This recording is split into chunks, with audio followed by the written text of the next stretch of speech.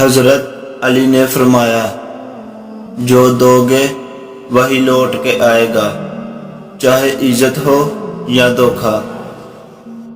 خاموشی ایک عظیم نعمت ہے، خاص طور پر اس وقت جب اختلافات زیادہ ہو، آوازیں بلند ہو، علم کی کمی ہو اور دلیل کی کوئی اوقات نہ ہو۔ کبھی تم دوسروں کے لیے دل سے دعا مانگ کر تو دیکھو، تمہیں اپنے لیے دعا مانگنے کی ضرورت ہی نہیں پڑے گی۔ کسی پہ تب تک بھروسہ نہ کرو جب تک اسے اپنے لیے غصے میں نہ دیکھ لو۔ رشتوں کو جوڑے رکھنے کے لیے کبھی اندھا، کبھی بہرا تو کبھی گونگا ہونا پڑتا ہے۔ ہمیشہ زندگی میں ایسے لوگوں کو پسند کرو جن کا دل چہرے سے زیادہ خوبصورت ہو۔ جو دل دوسروں کی تکلیف دیکھ کر بے چین ہو جائے تو جان لو کہ اس دل میں اللہ رہتا ہے۔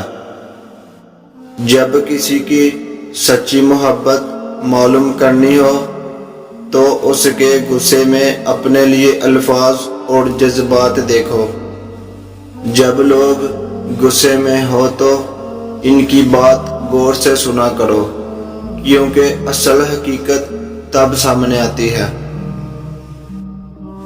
خوش قسمت ہے وہ انسان جس کے لیے کوئی روئے، مگر بد قسمت ہے وہ انسان جس کی وجہ سے کوئی روئے۔ تکلیف میں ہمیشہ صبر سے کام لیا کرو، کیونکہ سونے کو آگ سے آزمایا جاتا ہے اور مومن کو تکلیف سے۔ درود شریف واحد ایسی عبادت ہے جو زبان سے نکلتے ہی قبول ہو جاتی ہے۔ مشکل وقت میں ہمیشہ دعا مانگا کرو، کیونکہ جہاں انسان کا حوصلہ ختم ہو جاتا ہے وہاں سے اللہ پاک کی رحمت شروع ہو جاتی ہے۔